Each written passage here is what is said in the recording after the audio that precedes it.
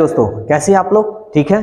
तो देखिए सेट का ये दूसरा पार्ट हम लोग देखने जा रहे हैं और ये जो डिफिनीशन है बहुत आसान तरीका से हम आप लोगों को समझाएंगे और इस डिफिनीशन को अगर समझ गए तो समझिए सेट स्वाहा।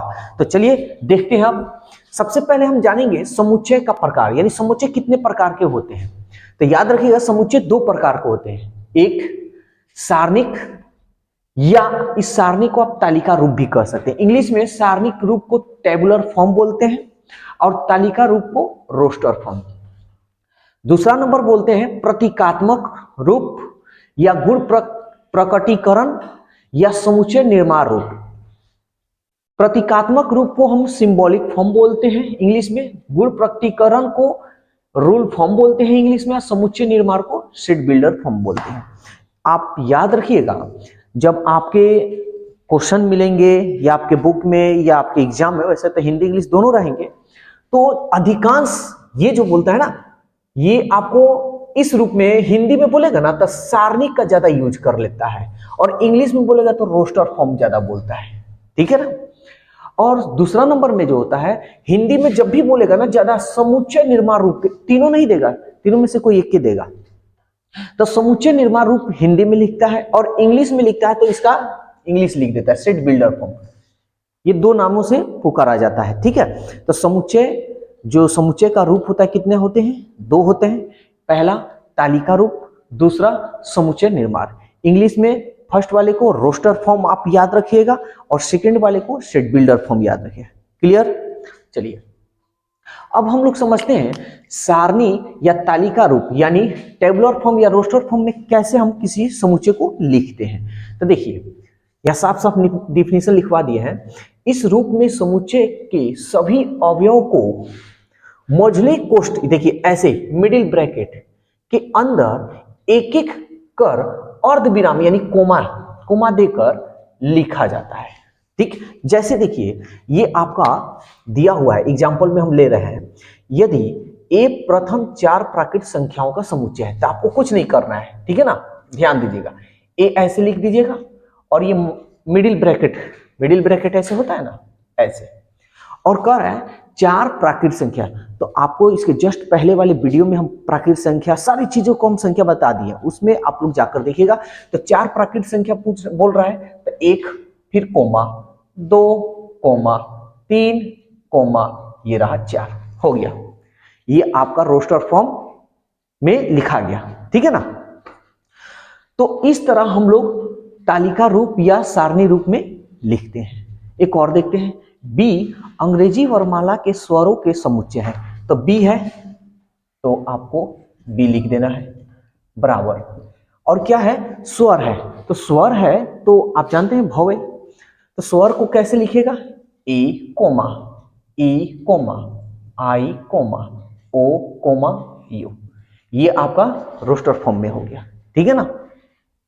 क्लियर? कोई दिक्कत तो नहीं? अगर दिक्कत है तो कमेंट्स कीजिएगा और नहीं दिक्कत है तो भी कमेंट्स करके अपना जरूर बताइएगा कैसा है कैसा नहीं। अब दूसरा नंबर हम लोग देखते हैं समुच्चय निर्माण, जिसको इंग्लिश में हम लोग सेट बिल्डर फॉर्म बोलते हैं, ठीक है।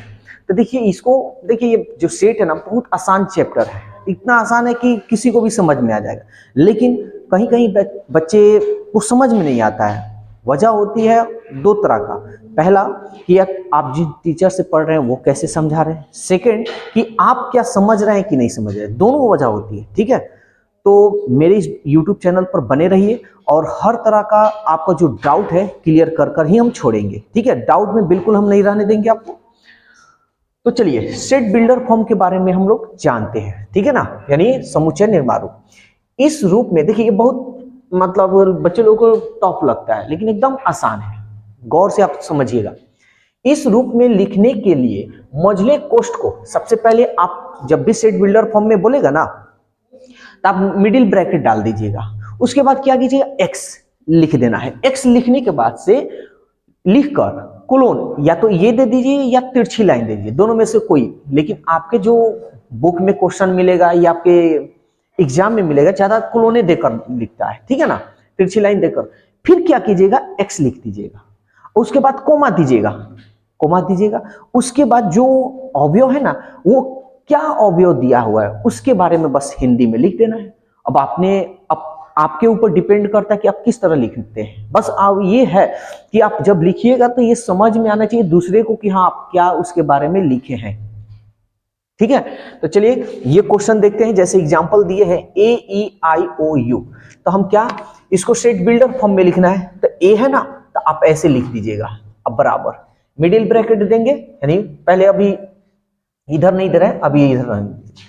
तो क्या करेंगे, एक्स लिखेंगे, कोलोन देंगे, फिर एक्स लिखेंगे, फिर कोमा। अब आपको यह बतलाना है कि AEIOU क्या है। तो आप जानते हैं अंग्रेजी वर्णमाला का क्या है, स्वर है या वोवेल्स है। तो हम लिखेंगे अंग्रेजी वर्णमाला का स्वर है। बस ये रहा आपका सेट बिल्डर फॉर्म। ठीक है ना। अब ये कोलोन की जगह पर आप तिरछी लाइन भी दे सकते हैं। ठीक है, जैसे आप इसको यहीं पे लिखते रहे ऐसे, ए बराबर एक्स, तिरछी लाइन ये हो गया, फिर एक्स लिखेंगे, फिर कोमा, और फिर ये लिख देंगे अंग्रेजी वर्णमाला का स्वर है। समझ में आया। तो दोनों तरीका से आप लिख सकते हैं, कोई दिक्कत नहीं है।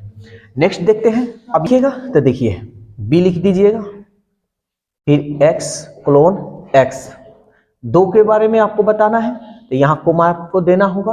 लिखिएगा कि अभाज्य सम प्राकृत संख्या है। बस हो गया, अभाज्य सम प्राकृत। अब ये नहीं बताना, अब कहने का मतलब कि सम अभाज्य तो 5 भी हो सकता है, 5 लेकिन विषम हो जाएगा। ठीक है ना, यहाँ सम है तो आप इसके बारे में लिखे हैं तो ये कोई गलत नहीं कहलाएगा। जैसे अभाज्य सम प्राकृत संख्या, अभाज्य है किसी से नहीं कटा है, सम भी है ये भी सही है, प्राकृत संख्या है ये भी सही है। ठीक है, तो यहाँ 2 लिखने की कोई जरूरत नहीं है। क्लियर। और कोई भी डाउट हो तो कमेंट जरूर कीजिएगा। ठीक है, अगर कोई आपको अदर से कोई क्वेश्चन पूछना हो तो डिस्क्रिप्शन में मेरा कॉन्टेक्ट नंबर है, उस पर आप फोटो खींचकर भेज सकते हैं। 24 आवर्स के अंदर आपका वीडियो बनकर आपके पास चला जाएगा। तो चलिए इसको जल्दी से आप लोग स्क्रीनशॉट लीजिए, आगे हम लोग देखते हैं। ये वाला यानी 5 और 4 यहाँ यानी 9, ये 9 जो डिफिनीशन है, अगर इसको आप अच्छी तरह से याद कर लिए तो समझिए कि आपको सेट में कोई दिक्कत नहीं होगा। तो चलिए समझाते हैं और शॉर्टली तरीका से हम समझाएंगे, आपको याद करने की कोई जरूरत नहीं। देखिए परिमित समुच्चय, परिमित मतलब परिमेय संख्या या जिसे गिना जा सके। ठीक है, परिमित यानी इंग्लिश में हम बोलते हैं फाइनाइट सेट। तो ध्यान दीजिएगा, जिन अवयव को गिना जा सके, यानी जिन अवयव को या जिन एलिमेंट को आप गिन सकते हैं उसको परिमित समुच्चय या फाइनाइट सेट कह सकते हैं आप। यहां देखिए जैसे 1 2 3, यानी इसमें अवयव की संख्या कितनी है, 3 है। यहां देखिए 1 2, इसमें अवयव की संख्या कितनी है, 2। तो इस समुच्चय का अवयव की संख्या को यानी अवयव को हम लोग गिन सकते हैं, इसलिए इसको हम कह सकते हैं परिमित समुच्चय। तो अगर इसी का ऑपोजिट कहा जाए अपरिमित समुच्चय, तो आप आसानी से कह सकते हैं जिसे हम गिना ना, जिस अवयव को गिन ना सके। ठीक है ना, यानी जिस समुच्चय में जो अवयव है उसको गिन ना सके। यहां देखिए 1 2 3 ये डैश डैश दे दिया, कहां तक दिया है कहां तक नहीं, इसको हम गिन नहीं सकते हैं। ठीक है ना, इसमें अवयव की संख्या को हम नहीं बता सकते हैं, इसलिए कौन सा समुच्चय होगा, अपरिमित समुच्चय यानी इनफाइनाइट सेट। इसमें भी देखिए 5 7 9 11 डैश डैश, इसको भी हम गिन नहीं सकते, यानी समुच्चय बी का जो अवयव है इसको हम नहीं गिन सकते। 1 2 3 4 यहीं तक गिन सकते, आगे नहीं गिन सकते, इसलिए ये जो होगा अपरिमित समुच्चय होगा। ठीक, नेक्स्ट देखते हैं अवयव की संख्या को Na, देखिए जो समुच्चय दिया रहेगा, जैसे आपका A दिया है तो Na से सूचित कीजिएगा, B दिया है तो NB से, ठीक है, से सूचित किया जाता है। यानी अवयव की संख्या, जैसे हम पूछे कि अवयव की संख्या यहां बतलाइए, Na A है ना, तो काउंट कीजिए 1 2 3 4 5, तो अवयव की संख्या कितनी है, 5 है। ठीक है, इसको भी काउंट करेंगे 1 2 3 4 5 6, यानी NB, N नंबर, इसको N से नंबर, B कितनी है 4 और 2 6 यानी 6 है। ठीक है ना।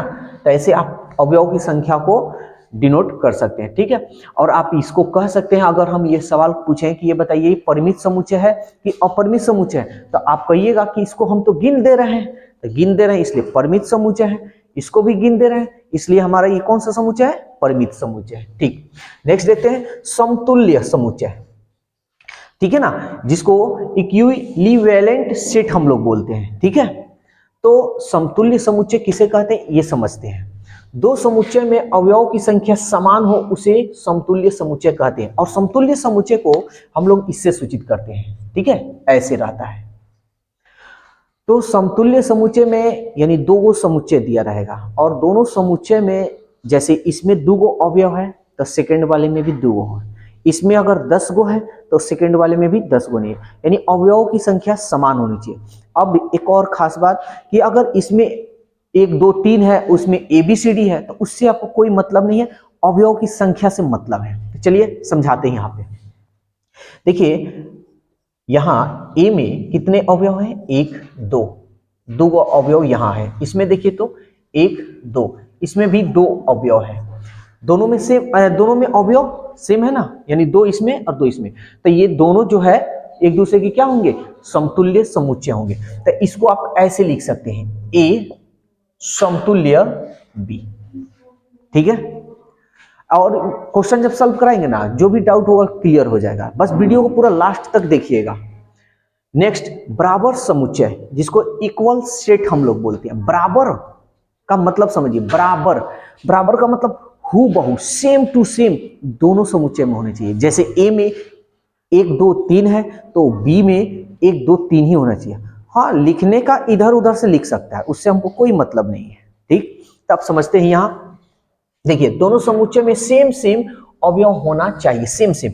तो ये समुच्चय A हो गया और ये समुच्चय B हो गया। अब देखिए 1 2 3, तो बात सेम है कि भाई जितने अवयव इसमें होंगे उतना अवयव उसमें होगा, और सेम सेम होना चाहिए। ठीक है ना। तो देखिए 8 है, इसमें भी 8 है, 9 है, इसमें भी 9 है, A है, इसमें भी है। ठीक है ना।